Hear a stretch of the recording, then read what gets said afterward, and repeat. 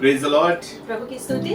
Welcome to another interesting topic in the Bible series. इस Bible अध्ययन के अगले टॉपिक पर हम आ रहे हैं। It is continued from last time about Daniel 7 about the four beasts. Daniel के 7वें अध्याय के ऊपर आज हम सारी बातों को एक एक करके देखेंगे। Just a recap. We'll just go fast with the recapping of last two sessions. पहले पिछले हफ्ते जो हमने सीखा था उसको थोड़ा सा देखेंगे आगे जाने से पहले। Daniel 2, we would see Nebuchadnezzar's dream about the statue. Daniel के दूसरे अध्याय में नेबुकदनेस्सर ने जो सपना देखा था उसके बारे में लिखा गया है जो हमने देखा। That is the head of gold which he saw was Babylon. और वहां पर उसने एक स्टैचू देखा जहां पर जो सिर सोने का बना था। The chest of silver, that is Medo-Persia empires.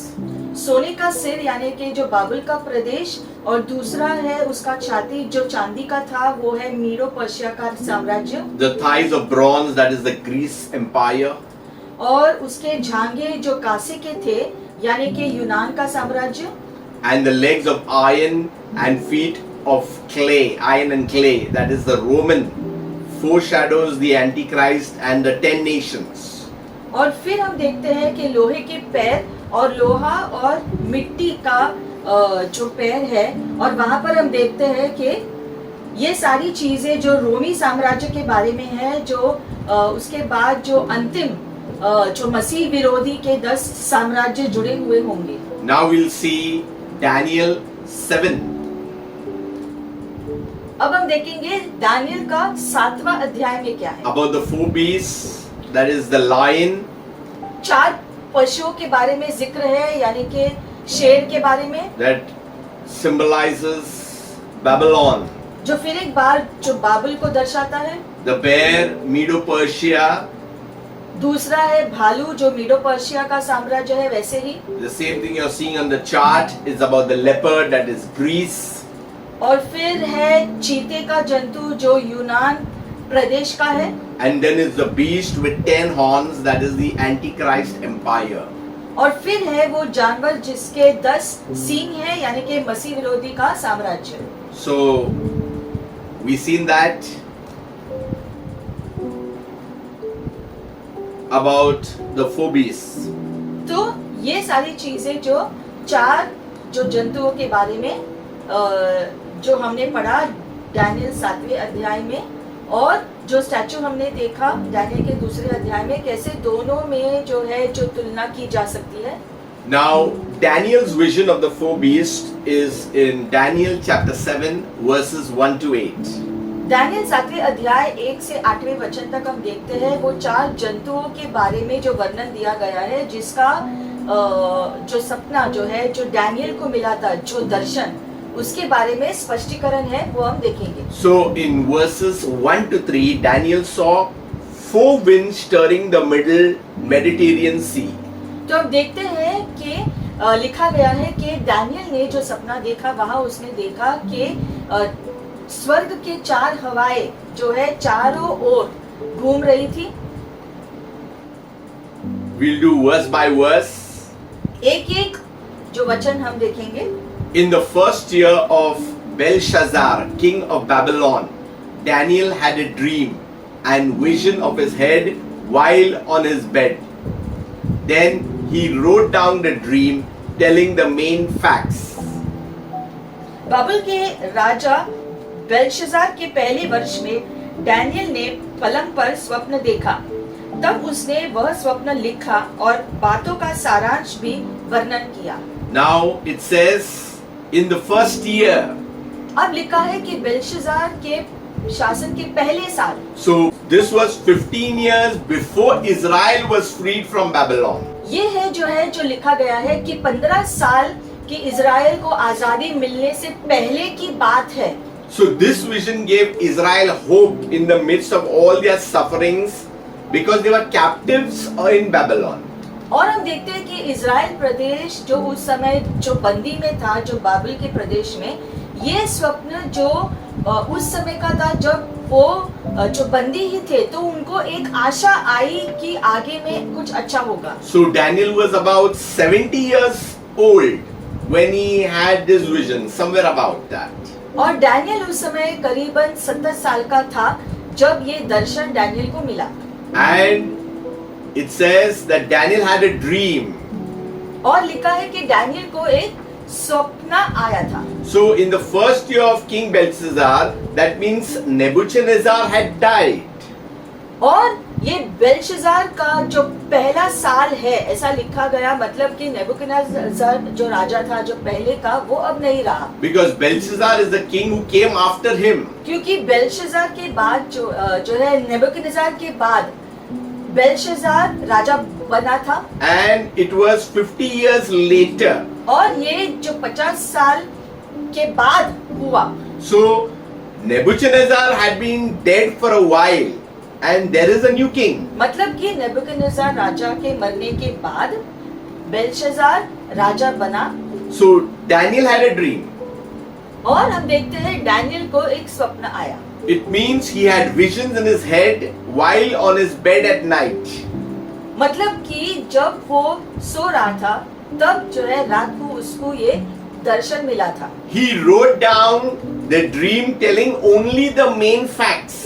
और उसने जो दर्शन देखा उसके जो मुख्य जो बातें थे वो ही उसने सबको बताया। So if you see verse 2, Daniel spoke saying, I saw in my vision by night, and behold, the four winds of heaven were stirring up the great sea. दूसरे वचन में लिखा गया है कि डैनियल ने यह कहा, मैंने रात को यह स्वप्न देखा कि महासागर पर चौमुखी आंधी चलने लगी। So there was angelic and demonic activity. मतलब कि स्वर्गीय और शैतानी दोनों ही राज्य के कार्य वहां पर हो रहे थे। And the great sea was there. It was the Mediterranean Sea. और ये महासागर जिसका जो है यहाँ पर जिक्र है। And the four beasts came out from the sea, each different from the other. That is in verse 3. और इसी सागर से 4 जंतु निकल आए और वे चारों ही एक दूसरे से अलग दिख रहे थे। So now, in that dream, he is writing certain things.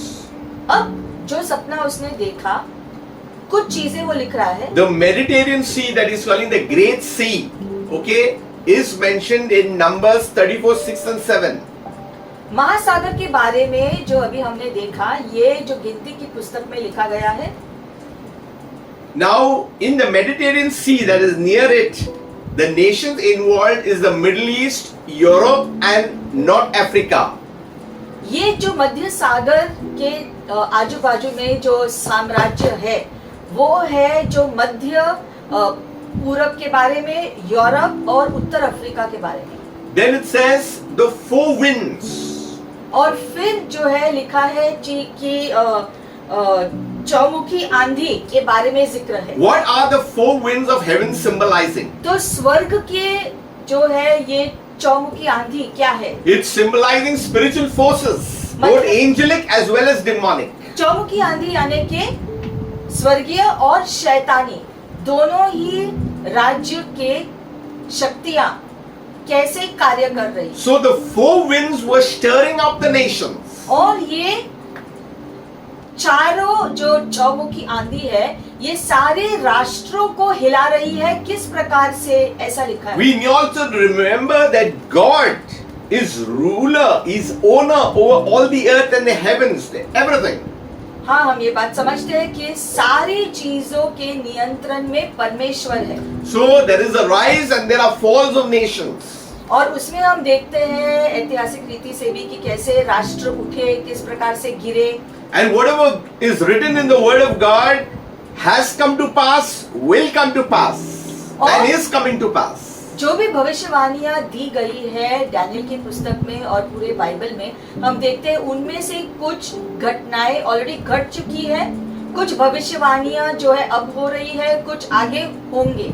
So in all these things where the activity is It's about 2500 years since.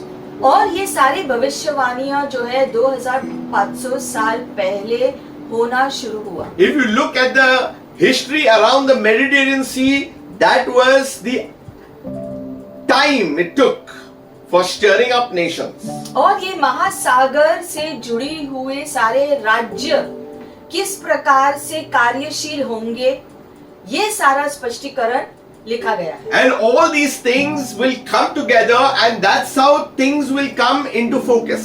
और ये सारी चीजें किस प्रकार से जो है जुड़ जाएंगे और दृश्य में आएंगी, जिससे हम जो बाद में उसको समझ सके। Now the four great beasts also were seen. अब उसके बाद जो 4 जंतुओं के बारे में लिखा है, And each are represented by wild animals. और हर जंतु का स्पष्टीकरण जो है जंगली जानवरों के समान की गई है। Now when we look at the map, it is different because we can see the names of the countries, but earlier it was different. It was like empires. आजकल जो है हम जब इन चीजों के बारे में देखते हैं तो हम देशों के नाम को खोजते हैं, लेकिन उन दिनों में ऐसा नहीं था। उन दिनों में जो साम्राज्य के हिसाब से वो चीजों को समझते थे। So the ancient empires in the Mediterranean region, which would persecute Israel and cause great turmoil in that region. Even today you will see there's turmoil in the Mediterranean. हम देखते हैं कि महासागर से जुड़े हुए सारे प्राचीन साम्राज्य जो भी थे, उन्होंने कैसे एक एक करके इजराइल के ऊपर जो संकट ले आए। आज भी हम देखते हैं कि ऐसा होता आ रहा है। If you see Syria, you see Iraq, you see all these other countries around over there, there's a lot of issues that are happening. और सीरिया, इराक जैसे देश जो आज हम देखते हैं, ये सारे महासागर के क्षेत्र के आसपास के जगह से किस प्रकार से जुड़े हुए हैं और कार्य कर रहे हैं, ये हम देखते हैं। So verse 3 says that he saw 4 beasts, 4 wild animals, which speaks about the 4 empires. तीसरे वचन में लिखा गया है 4 जंतुओं के बारे में, यानी कि 4 जंगली जानवरों के बारे में। ये 4 साम्राज्यों को दर्शाता है। And they came up from the sea. और वो समुद्र में से उभरे। We already said that the first beast was the lion with eagle's wings, refers to Babylon Empire. सबसे पहला जो जानवर था वो था शेर, जिसके उकाब के जो पंख थे, इसका स्पष्टीकरण दिया गया है जो बाबुल के साम्राज्य के साथ। It was that first chart that I showed you earlier. ये जो पहला चार्ट हमने देखा था पहले, उसके बारे में है। Then the lion and the eagle. That means a lion with eagle's wings. और उसमें लिखा गया है कि कैसे शेर है वहां पर, और शेर के ऊपर जो उकाब के जो पंख है, इसका जो वर्णन इस प्रकार से दिया है। They were used in scripture to describe the Babylonian Empire. और ये शेर जिसके उकाब के पंख है, ये दर्शाता है जो बाबुल के साम्राज्य को जो उस समय हुआ करता था। If you read verse 4, it says, the first was like a lion and had eagle wings. I watched till its wings were plucked off, and it was lifted up from the earth and made to stand on 2 feet like a man, and a man's heart was given to it. Daniel 7:4.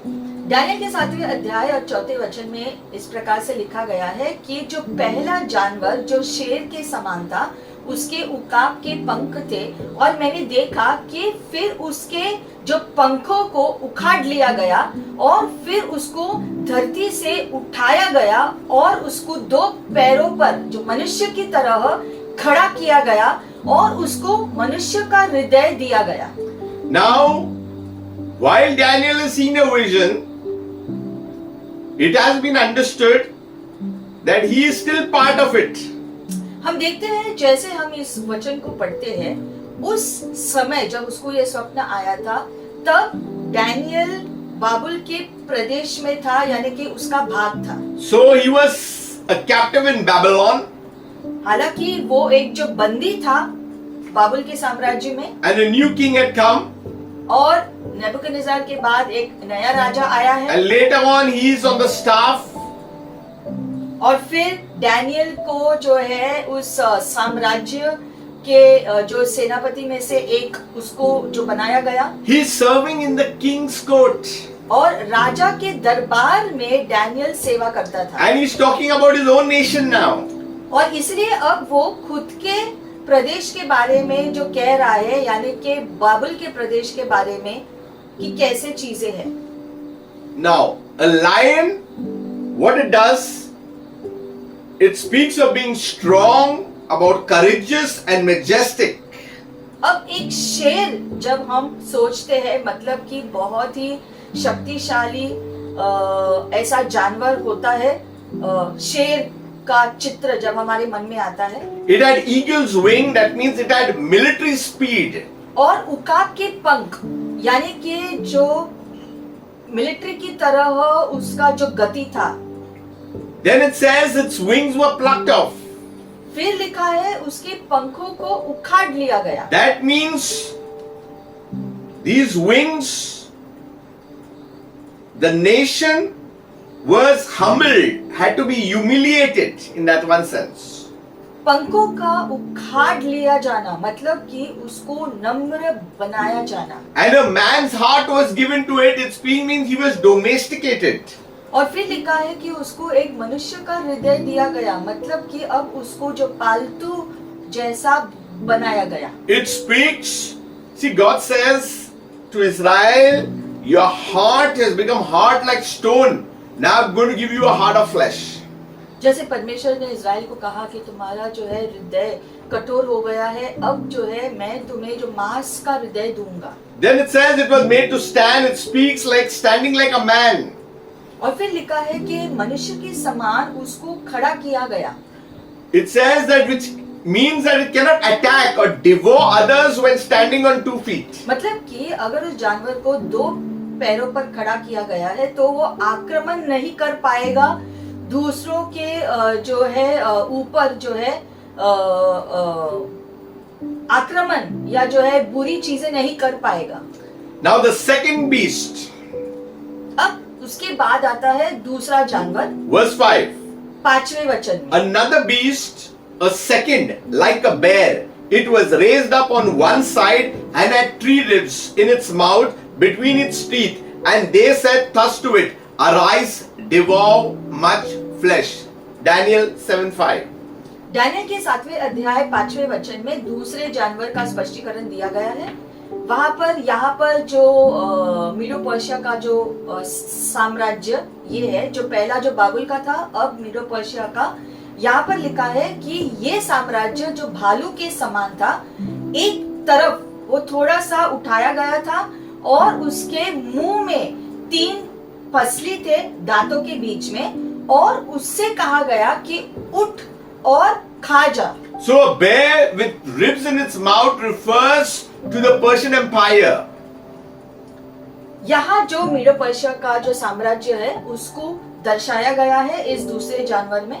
Now we need to understand Medo Persia were 2 empires together.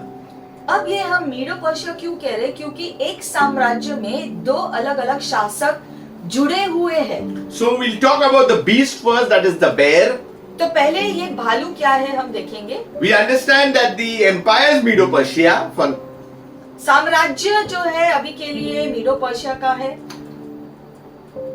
It was slow in conquering, but it has steady military progress. भालू के समान, यानी कि जो है वो धीरे से लेकिन स्पष्ट रीति से जो जैसे मिलिट्री में जो प्रगति होती है वैसे जो है चीजों को अपने नियंत्रण में ले रहा है। So the bear actually was larger and more fierce than the lion, and it had great strength. यहाँ पर लिखा गया है कि भालू शेर से ज्यादा बड़ा और भारी भरकम है, इसीलिए उसके पास जो ताकत बहुत है। So it was raised up on one side. फिर लिखा गया है कि वो भालू के समान होने के Now- साथ साथ एक तरफ उठाया गया। Now one side means the Persian dominance over Media. I said there were 2 kingdoms, Persia and Media, but Persian dominance over Media. तो मीडो पर्शिया का साम्राज्य जो जुड़कर शासन कर रहा था, वहां पर लिखा गया है एक को उठाया गया, यानी कि जो पर्शिया का साम्राज्य है उसने मीडो के जो है मीडी के ऊपर ज्यादा शक्तिशाली था। That means King Cyrus the Great conquered the Medes. हम देखते हैं कि थोड़े समय के बाद जो हम देखते हैं कि साइरस राजा ने मीडिया के जो है साम्राज्य के ऊपर अपना विजय हासिल किया, तब And Persia took control of the empire.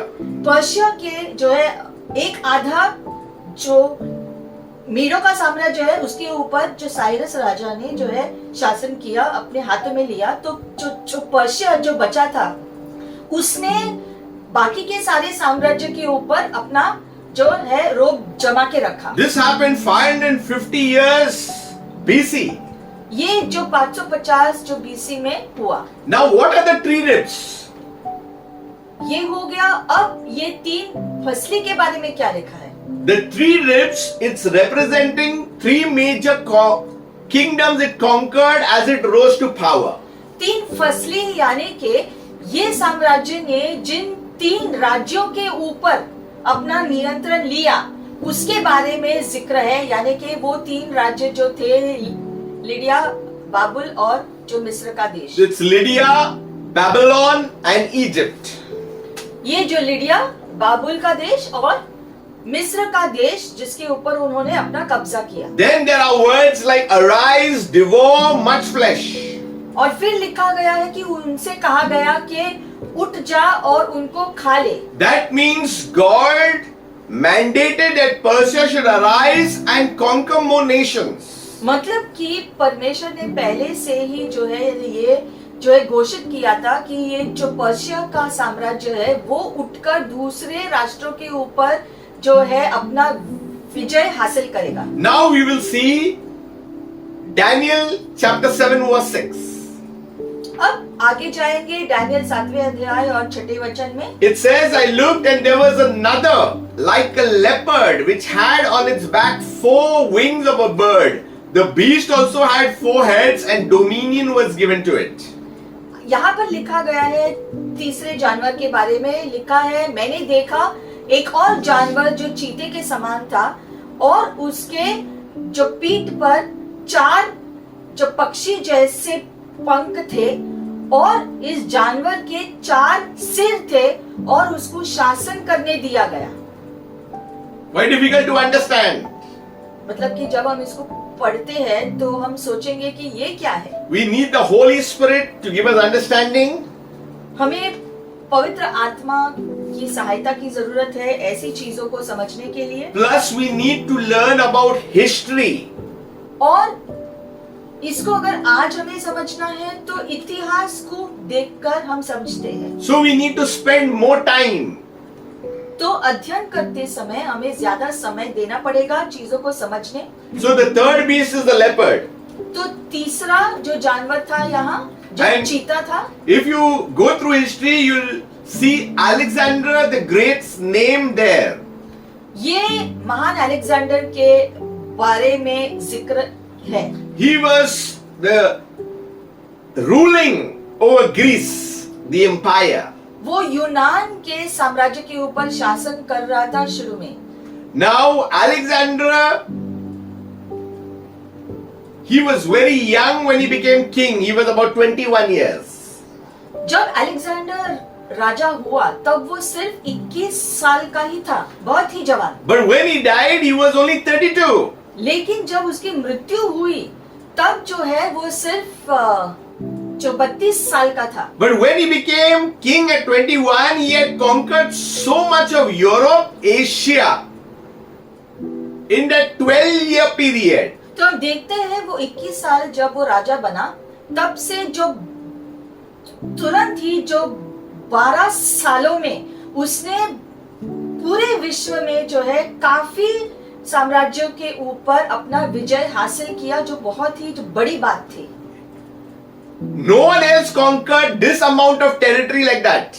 क्योंकि अलेक्जेंडर की तरह और कभी भी पूरे इतिहास में किसी ने इतना विजय राष्ट्रों पर जो है युद्ध के द्वारा कभी नहीं किया था जैसे अलेक्जेंडर ने किया। So this happened a couple years ahead of time of Daniel's life. तो ये जो है ये सारी चीजें जो है अलेक्जेंडर के बारे में जो हुआ इतिहास में, ये डैनियल के दर्शन के काफी समय के बाद हो गया। So it's going to be at such speed. That's what Daniel had seen in the vision. और डैनियल ने इसका स्पष्टीकरण दिया था अपने सपने में कि अलेक्जेंडर के बारे में जो है स्पष्टीकरण दिया था कि किस जो गति से वो साम्राज्यों को अपने हाथों में ले लेगा। Okay. Now, like a leopard means Greece was very fierce. It was agile, it was fast, it was cunning. चीते के समान ये जानवर होगा ऐसे डैनियल ने कहा, यानी कि बहुत ही खूंखार होगा, साथ ही साथ वो जो जटिलता के साथ चालाक भी होगा। You know, when I was going through how Alexander was conquering, it was very quick. He won most of the battle. और अलेक्जेंडर के युद्धों को अगर हम देखते हैं ऐतिहासिक रीति से, तो जो है बहुत ही जटिलता से जो है जल्दी जल्दी उसने पूरे साम्राज्य को ऑलमोस्ट पूरे जो है जो विश्व को अपने हाथों में ले लिया था। Some places when they came to know that Alexander was going to attack, they just gave in. और बहुत सारे प्रदेश जब उन्होंने उनके कानों में आया कि अलेक्जेंडर उनके ऊपर आक्रमण करेगा शासन करने के लिए, अपने हाथ में साम्राज्य को लेने के लिए, तो वो जो पहले से ही अपने प्रदेश को अलेक्जेंडर के हाथों में जो है सौंप देते थे ताकि वहां कोई जो है युद्ध ना हो, हम अपने आप को आपके हवाले कर देते हैं। So he went so far and so swift, and he was not even looking behind, that even his military personnel and soldiers got tired because they had not been home for so many couple of years. और ये इसलिए हुआ क्योंकि Alexander और उसकी सारी जो सेनापति और उसकी सेनाएं, सारे लोगों ने जो है एक देश के बाद एक देश जो है अपने हाथों में लेना जारी रखा। वो अपने घर भी बहुत ही सालों तक वापस अपने घर नहीं गए थे, मतलब कि एक के पीछे एक प्रदेश के ऊपर जो है विजय हासिल करते रहे। ऐसा जो है बहुत ही जल्दी जल्दी उसने इन पूरे 12 सालों में किया। And he had 4 wings, that means he was going at very fast speed. और लिखा है कि उसके 4 जो पंख थे, इसी चीज को दर्शाने के लिए कि वो इतने जो है जो गति से जो है जो विजय हासिल करेगा इतने प्रदेशों के ऊपर। Now the beast had also 4 heads, it says. फिर आगे लिखा है कि उसके 4 सिर है। After Alexander, that same empire disintegrated into 4 kingdoms. हम देखते हैं कि अलेक्जेंडर ने जो साम्राज्य हासिल किया उन जो 12 सालों में, जो जितना जो है जीत उसने हासिल की, अलेक्जेंडर के मरने के बाद जो 12 सालों के बाद वो सारा साम्राज्य 4 हिस्सों में जो बांटा गया था, उसके बारे में लिखा है ये जो भविष्यवाणी 4 सिर। That's why now if you see the map, it's quite different. It's not like before. और इसीलिए ये जो पूरा अलेक्जेंडर का साम्राज्य था उस समय एक पूरा एक ही था, लेकिन अलेक्जेंडर के बाद 4 हिस्सों में जो बंटने के बाद आज हम देखते हैं कि पूरा नक्शा ही बदला है। If you look at Medo-Persia right now and you see what countries were there, just match now and earlier, you will come to know exactly geographically what I'm speaking about. मीडो Persia के प्राचीन साम्राज्य की तुलना आज के साथ हम करेंगे जो नक्शे पर, तो आपको जो पता चलेगा कि कौन सा देश किस साम्राज्य के अंदर आता था। Now there is a word called dominion. अब यहाँ पर लिखा गया कि उसको शासन करने के लिए दिया गया। This spoke of the Greek government and culture pervading the ancient world. मतलब कि यूनानी सरकार उसके ऊपर हावी हुआ पूरे साम्राज्य के ऊपर, जो ऑलमोस्ट पूरा विश्व आया उसमें। So the Greek language, the way of life, all came inside. मतलब कि यूनानी भाषा, यूनानी लोगों की तरह तौर तरीका, ये सब कुछ ऑलमोस्ट पूरे प्रदेशों में फैल गया। So we've seen about the lion, तो अब हमने देखा 3 जानवरों को। सबसे पहले जो शेर था, then the bear, फिर भालू था, then the leopard, फिर चीता था। now the fourth beast. अब चौथा जानवर आता है। Behold the fourth beast, dreadful and terrible, exceedingly strong. It had huge iron teeth. It was devouring, breaking in pieces, and trampling the residue with its feet. It was different from all other beasts that were before it, and it had 10 horns. लिखा गया है यहाँ पर Daniel के 7वें अध्याय के 7वें वचन में कि मैंने देखा एक चौथा जानवर जो बहुत ही खूंखार और भयानक था, और वो बहुत ही शक्तिशाली था। उसके लोहे के जो दांत थे खाने के लिए और चीजें तोड़ने के लिए, और उसने अपने पैरों से चीजों को कुचल दिया। ये 4 जो है जानवरों के बारे में जो यहाँ पर लिखा गया है, जो अलग है एक दूसरे से, और यहाँ पर लिखा है कि इसके 10 शींग थे। Now the vision, this first vision of Daniel is actually mostly about the fourth beast. अब यहाँ पर लिखा गया है कि ये चौथा जानवर पहले 3 जानवरों से थोड़ा अलग दिख रहा है। It was in an orderly fashion. उसको सारे जानवरों को जो क्रम से लिखा गया था, जैसे जैसे होंगे चीजें। So the fourth beast refers to the Antichrist, who is foreshadowed by the Roman Empire. ये चौथा जानवर जो मसीह विरोधी शख्स के बारे में जिक्र है, रोमी साम्राज्य से जुड़ा हुआ। And there were different stages of this empire. और इस प्राचीन साम्राज्य के अलग अलग स्तर, अलग अलग जो क्रम होंगे। So we see that the Roman Empire was very strong at one time. हम जानते हैं कि एक ऐसा समय था जब रोमी साम्राज्य सबसे शक्तिशाली था विश्व भर में। When I say 3 stages, that means in the fourth empire, that is the fourth beast, a stage 2 is yet to come. इसका दूसरा स्तर जो है, इस साम्राज्य का दूसरा स्तर अभी भी आना बाकी है। So not know when, but we will see it because prophecy has laid it down. हम नहीं जानते हैं कि स्पष्ट रीति से कब होगा, लेकिन हम जानते हैं कि लगभग किस प्रकार से होने वाला है, और वो होगा। And it says exceedingly strong, और लिखा है कि बहुत ही शक्तिशाली है। huge iron teeth, लोहे के दांत होंगे उसके, trampling the residue. सारी चीजों के ऊपर जो है वो शासन करेगा। So there are few things that we need to look in these passages. कुछ चीजें जो बारीकी से देखना जरूरी होगा। When we say 10 horns, it says the 10 nations that will be aligned with the Antichrist. 10 शींग जो लिखा है यहाँ पर, यानी कि 10 राज्य जो मसीह विरोधी से जुड़ेंगे।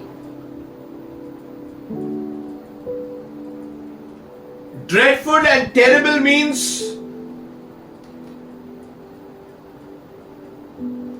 Daniel was deeply troubled by the terror of this beast. Daniel इस मसीह विरोधी के छवि को देखकर बहुत ही जो डर गया, क्योंकि वो जानवर इतना भयानक दिख रहा था। Because Daniel himself says that I was solely deeply troubled by this fourth beast. Daniel ने इसका वर्णन देते हुए कहा भविष्यवाणी में कि ये चौथा जानवर बहुत ही खूंखार और भयानक था। He is talking about something more serious than the Roman Empire. यानी कि रोमी साम्राज्य जो है उससे कई गुना ज्यादा कुछ ऐसा होने वाला है। We know that later also there was an Ottoman Empire. हम जानते हैं रोमी साम्राज्य के बाद जो ऑटोमन एम्पायर जो है, ऑटोमन का साम्राज्य भी आया। So all these things are coming together now. लेकिन हम देखते हैं कि ये सारी चीजें एक के पीछे एक जो क्रम से कैसे भविष्यवाणी दी गई थी कि कैसे एक के पीछे एक साम्राज्य आएंगे और क्या क्या करेंगे, कैसे करेंगे। So everybody are trying to understand who are the 10 nations. तो अब यहाँ पर जो लिखा गया है कि 10 जो राज्य जो जुड़ेंगे मसीह विरोधी के साथ, ये कौन होंगे? And then it says a little horn will come. फिर लिखा है कि एक छोटा सा शिंग भी उभर आया And 3 horns it will devour. और फिर लिखा है कि 3 शिंग को वहां से निकाला जाएगा। Now there are so many things that happen right there in the Middle East, in Europe. और हम देखते हैं यूरोप में बहुत सारी चीजें जैसे होती आई है और हो रही है। For example, Adolf Hitler. यानी कि एडोल्फ हिटलर भी वहां से उसी क्षेत्र से उभरा। He also rose from a very small particular place. जैसे एडोल्फ हिटलर भी एक छोटे से जगह से उभर कर इतना बड़ा हुआ। And then you know what it was, how he persecuted Jews and there was war. और फिर कैसे जो है यहूदियों को उसने जो सताया और फिर बाद में उसके वजह से युद्ध भी हुआ। I believe that we are getting close to things that are coming to pass. और मसीह विरोधी से जुड़े हुए जो भविष्यवाणियां है, हमारा ये जो मानना है कि ये इन अंतिम दिनों में पूरा होने वाला है। It's difficult to pinpoint certain nations. कौन से वो स्पष्ट रीति से देश होंगे ये कोई कह नहीं सकता है इस समय। But there is a hint that it will be around the Mediterranean. लेकिन महासागर के चारों ओर जो देश है उनमें से जो है जुड़े हुए देश होंगे। ये इसका थोड़ा सा इल्म हमको जो मिलता है इन भविष्यवाणियों से। So there are a number of things that are coming into place. Nobody knows the day or hour, but we need to be equipped as children of God. और हम जानते हैं कि स्पष्ट रीति से हम ये समझ नहीं सकते हैं या बता नहीं सकते कि कौन कौन देश होगा, लेकिन चिन्हों को देखकर हम समझ सकते हैं कि किस प्रकार से चीजें होने वाली है। लेकिन हमें अपना ध्यान परमेश्वर पर रखना है क्योंकि सर्वोत्तम शासक परमेश्वर ही है। So what about the Antichrist? It was trampling the residue with its feet. लिखा गया है कि उसने जो है चीजों के ऊपर जो है अपने पैरों से कुचल दिया। This speaks of continue to trample a nation when it has already been defeated. मतलब कि वो साम्राज्य को पूरी रीति से नष्ट करेगा। He will show no mercy towards those he conquers. और जिसके ऊपर वो विजय हासिल करेगा उनके प्रति उसके दिल में कोई दया नहीं होगी। Exactly, he will be ruthless. He will trample everything. मतलब कि ये मसीह विरोधी के दिल में कोई दया नहीं होगा, सारी चीजों को नष्ट ही करने में ध्यान देगा। It was different, the Bible says. इसलिए बाइबल में लिखा गया है कि ये जानवर, चौथा जानवर पहले 3 से बहुत अलग है। The Antichrist empire will be energized with demonic power. क्योंकि ये चौथा मसीह विरोधी साम्राज्य शैतानी शक्तियों से कार्य करेगा। It will function in a new order of evil. और दुष्टता के नए नियमों से शासन करेगा। That's why it says that the Antichrist were different from other kingdoms.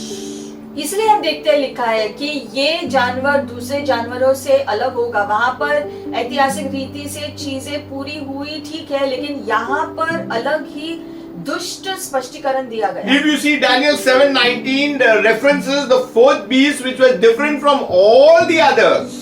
7वें अध्याय के 19वें वचन में भी जिक्र है कि चौथा जानवर बाकी दूसरों से बहुत अलग था। And if you see Revelation 13:2, it says the dragon gave him, that is the Antichrist, his powers, his throne and great authority. प्रकाशित वाक्य 13वां अध्याय 2 वचन और 13वें वचन में जो है लिखा गया है कि ये जो अजगर है उसने मसीह, अजगर यानी कि शैतान, अजगर ने मसीह विरोधी को शक्ति दिया, उसका सिंहासन दिया और महान अधिकार दिया। Verse 13 in the same chapter of 13 of Revelation says he will perform great signs. He will even make fire come down from heaven. और वो महान चिन्ह दिखाएंगे लोगों को और स्वर्ग से आग भी जो बरसाएगा। So there are a couple of times that he's saying that the empire will be different. यानी कि अलग अलग रीति से हम देखते हैं, स्पष्टीकरण दिया गया है कि ये चौथा जानवर बहुत ही हटके अलग होगा बाकी पहले 3 साम्राज्यों से। Many times we say what has to happen will happen, बहुत लोग कहते हैं कि जो होना है वो होगा, and we are not prepared. लेकिन तैयार रहना जरूरी होता है। But such evil will come that it's going to be difficult. क्योंकि दुष्टता इतनी होगी इस चौथे जानवर के साम्राज्य में जो भविष्य में होने वाला है बहुत जल्द जो है, इसके लिए तैयार रहना बहुत जरूरी है। इसका ज्ञान को पाने के बाद ये जरूरी है। Imagine a man with a human body on earth will have the authority, will have the throne. When I say authority, is the authority of Satan.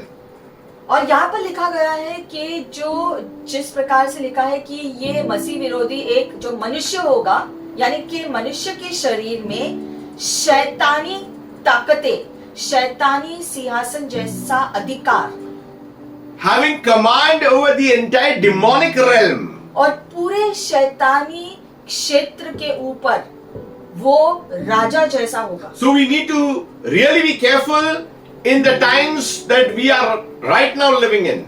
और ये सब हमको जानना जरूरी है क्योंकि ये सारे दिन जो हम जी रहे हैं इस समय चिन्हों को देखकर समझना जरूरी होगा। The Bible says even the very elect will be deceived. Bible में लिखा गया है कि चुने हुए लोग भी धोखा खाएंगे इन चीजों के बारे में। That's why in last days we need to have the discerning of spirit. इसीलिए आत्माओं को जो परखने का जो वरदान को पाना बहुत ही जरूरी होगा इन अंतिम दिनों में। So we need to continue to look into scripture and also pray and get ready. और इसीलिए बाइबल के वचन क्या कह रहे हैं अंतिम दिनों के बारे में, उसके बारे में ज्ञान को पाकर तैयार रहना, प्रार्थना में निरंतर खुद को रखना ये जरूरी होगा। See verse 8, if Daniel 7 says, I was considering the horns and there was another horn, a little horn, coming up among them, before whom 3 of the first horns were plucked out by the roots, and there in this horn were eyes like the eyes of a man and a mouth speaking pompous words. 7वें अध्याय के 8वें वचन में लिखा गया है कि मैं उन शिंगों को देख रहा था और फिर एक और शिंग छोटा सा उभरा और फिर जो है वो 3 शिंगों को, उनमें से 3 शिंगों को जड़ से उखाड़ लिया गया और फिर वहां पर जो शिंग था उसके जो मनुष्य की तरह आंखें थी और बोलने के लिए जो बड़ी बड़ी बातें बोलने के लिए एक मुंह भी था। So 10 nations were there, यानी कि 10 राज्य है and one was coming up among them. 10 राज्य में से एक उनके बीच में से एक और उभरा। And the 3 were plucked off, that means they were conquered by this. 3 शिंगों को बाद में जो है उखाड़ा गया, यानी कि उनको हराया गया। And it had the eyes like of a man. और मनुष्य की तरह आंखें हैं उनकी। Now the little horn speaks about a political leader who starts off as little. छोटा सा शिंग जो है जो लिखा गया है, यानी कि छोटे रीति से इस शिंग का उभरना होगा। He may be having a small sphere of authority and influence. यानी कि छोटा सा साम्राज्य होगा, उसका छोटे रीति से वो एक अगुवे के समान उभरने लगेगा। He could be just a regional leader. या फिर हो सकता है जो है एक स्थानीय क्षेत्र का एक अगुवा हो। So we need to say that this little horn will come and devour 3 other nations. लिखा गया है कि ये छोटा सा शिंग उभरेगा, वो जो 10 शिंग के बीच में से छोटा शिंग उभरेगा और पहले के जो शिंगों में से 3 को उखाड़ लेगा। Eyes like a man speaks of great intelligence. शिंग के ऊपर जो मनुष्य की तरह आंखें हैं, यानी कि उसका दिमाग बहुत ही तेज होगा He will meet the needs of men that are crying out for him. और जो लोग उसकी तरफ देखेंगे उनकी जरूरतों को पूरा करेगा। This will give him great credibility.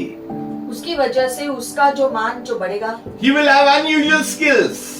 बहुत ही अद्भुत उसके जो वरदान होंगे All that will become apparent once he gets into power. और उसका असल शक्ति जो है उसके साम्राज्य में उभरने के बाद होगा। Now, there is something said about the mouth speaking pompous words. फिर लिखा है कि उसके मुंह से जो उसने बड़ी बड़ी बातें बोलना शुरू किया, That means arrogance will be there.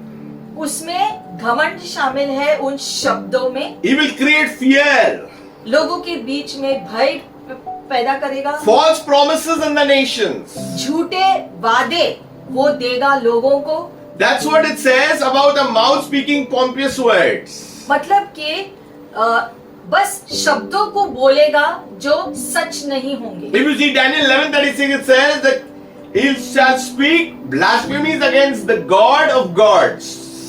लिखा गया है 11वें अध्याय में कि वो परमेश्वर के विरोध में बुरी बातें करेगा। So we need to see in Revelation 13 also it says he was given a mouth speaking great things and blasphemies.